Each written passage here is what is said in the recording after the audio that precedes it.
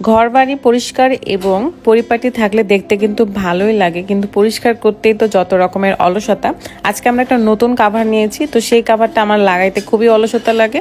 তো রাতকে বললাম, আমাদের কাকতালীয়ভাবে দোলনার সোফাটাও একই রকম হয়ে গেছে, মানে একই কালারে।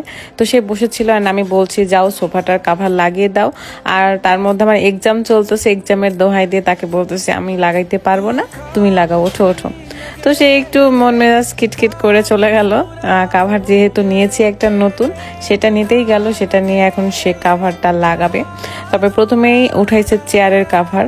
তো আমার খুবই ভালো লেগেছে এবারে কাভারগুলো, লাল টুকটুকে, মানে এটা খয়েরি টুকটুকে আসলে। আর এই তো তার এখন গোছানোর কাজ স্টার্ট হয়ে গেছে, সে এখন খুবই অলসতা করতেছে। সোফার কাভার লাগাইতে আমার এত বেশি অলসতা লাগে, মানে অনেক ওয়েট লাগে, প্লাস আমি ঠিক করে লাগাইতে পারি না। এদিকে আমি পাপড় খাচ্ছিলাম, তো সেই ভালো করে পারে বুঝে শুনে লাগাইতে, তো অনেক লেট করে লাগাতে। যাই হোক, সুন্দর করে সে গুছিয়ে গাছিয়ে লাগিয়ে দিচ্ছে। আর এত সুন্দর লাগছিল এটা লাগানোর পরে সোফাটা।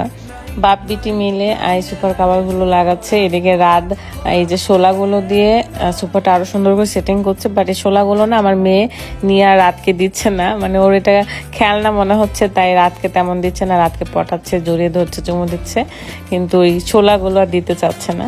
তো আমার মেয়েকে ভুলিয়ে ভালে শোলাগুলো নিতে হচ্ছে আর সোফার কাভারটা সেটিং করতে হচ্ছে। তো ফাইনালি সোফার কাভার লাগানো শেষ।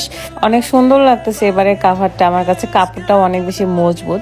তো সুন্দর করে গুছিয়ে রাখলে আরো বেশি সুন্দর লাগবে। আমাদের বাসাটা আসলে গুছানোর সময় পাই না আমি, তাও যতক্ষণ সময় পাই আমরা দুজনে মিলে গুছকাজ করে রাখি। এবার লাগাবো চেয়ারের কাভারগুলো, ডাইনিং এর চেয়ারগুলো। ডাইনিং এর ছাড়াও আপনারা এক্সট্রা চেয়ার যদি থাকে সেগুলোতেও লাগাইতে পারে, ক্যাপশনে পেজটা মেনশন দেওয়া থাকবে। আর এদিকে রাত প্রত্যেকটা চেয়ারে সুন্দর করে কাভারগুলো লাগাচ্ছে।